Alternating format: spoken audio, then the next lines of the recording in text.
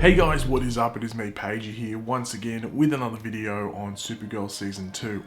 Now this is going to be my review for episode 2 of Supergirl Season 2, which is entitled The Last Children of Krypton. So obviously this review will have spoilers in it, so if you have not seen the episode, go watch it then come back to this video. But one quick question before we go on. Does everyone watching this video want Supergirl trailer breakdowns? I did the same with my Legends of Tomorrow review. I asked if everyone wanted trailer breakdowns for that show, and the resounding answer was yes. So let me know in the comments, do you want trailer breakdowns for Supergirl Season 2 as well? But anyway, let's get into what I thought of this episode. So this episode really worked hand in hand with the first episode of the season and served as almost like a two-parter almost, with Superman's inclusion being a big part of it. It was awesome seeing Superman and Supergirl just going through their day-to-day duties, doing somewhat simple things, such as stopping robberies and just putting out simple fires in buildings. As we saw at the conclusion of last episode, the birth of Metallo, the villain for this episode, who did a nice bait move to lure in Supergirl and Superman. We got a nice little Crisis on Infinite Earths Easter egg moment when Superman absolutely shoulder charges Metallo to God knows where, like he went over 2 kilometers away I'm pretty sure, and picks Supergirl up in that pretty classic pose and then flies to safety. It was cool seeing that they actually gave Metallo a cyborg skeleton. I thought they might have just gone like the easy route and just given him that kryptonite core and just like some sort of, you know, metallic body armor or something. But the fact that they actually gave him that cyborg skeleton was pretty damn cool. We got to meet Kara's new boss, Snapper Carr, who was a bit of a hard ass, and he still is a hard ass by the end of the episode. Now in the comics, Kara is like associated with the Justice League, so it's a bit of a different role from what it is in the comics, but they are going to make it work throughout the show. You could argue the same for Cat Grant's role in the show, tiny bit different from the comics. But it was nice seeing Cat Grant, like upon announcing to Kara that she was leaving, give Kara somewhat of a pep talk on her new boss of Snapper Carr.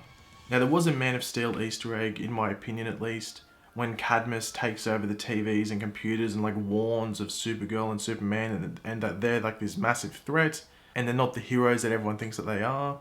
It reminded me of when Zod does sort of the same thing in Man of Steel as his ship first enters Earth's orbit and he's demanding that he wants this Kryptonian person delivered to him. When Superman and Martian Manhunter actually go to the Fortress of Solitude, we find out that Metallo's skeleton was made of promethium. In the comics, Cyborg is associated with this, and actually Roy Harper's suit has promethium through it as well.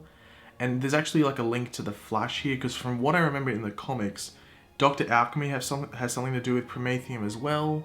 And it actually involves like the first version of Prometheus and not the version that's on Arrow. So it's sort of like a little Easter egg towards Flash and Arrow as well, but in like really minor ways. It's more hinting towards Cyborg and Roy Harper for the most part. You would have seen Krypton Park in Metropolis, which is the show's version of Heroes Park by the looks of it. And it gets destroyed by like that secondary Kryptonite cyborg. It was surprising that seeing that there could actually be a mole within the DEO. You think there would be more security, it'd be unbelievably difficult to do that. But for the sake of the story of this episode, I guess we'll let it slide. The mashed up parallel fight was pretty cool, with Supergirl fighting Metallo with Alex in National City. And then we had Superman fighting the other Kryptonite cyborg with Martian Manhunter. Both pairs that were fighting had their issues throughout this episode, and they actually came over them to team up and defeat the greater evil in these two Kryptonite cyborgs. I thought it was good to actually have Supergirl say goodbye to Cat Grant, along with Kara. Now we will be seeing Cat Grant later again at some point, I'm assuming. They did say throughout the season that she's a recurring guest role or something like that. So that usually means more than 2 episodes. It usually means maybe like 6, 7, maybe 9 episodes.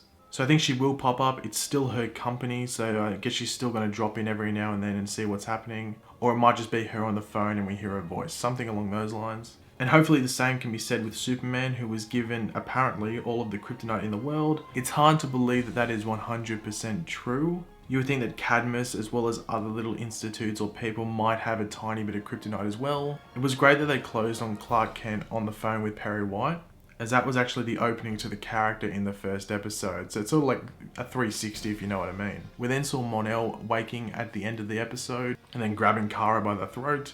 Now, in the comics, Mon-El isn't Kryptonian, like they've been saying on the show he's a Kryptonian, but that's because they don't know that he's not Kryptonian. In the comics, he's actually a Daxamite, which is like a descendant of the Kryptonians. And they're actually not, like, their weakness isn't kryptonite, it's actually lead. So it's sort of the, you know, how Superman and Supergirl can't see through lead. Well, that's his weakness, it's lead. Now, on the show, they might not go through with that. They might just make him a Kryptonian. And that's just to make it much easier. Like, he's just a Kryptonian that might not have left when the planet was exploding, but might have been going to do his own mission and just got stuck wherever he got stuck. But it wouldn't be surprising if they put him on the show to basically have a Superman that isn't Superman, if you know what I mean. But then you're going to bring up the argument, oh, okay, well, is this taking away from Kara's story as well?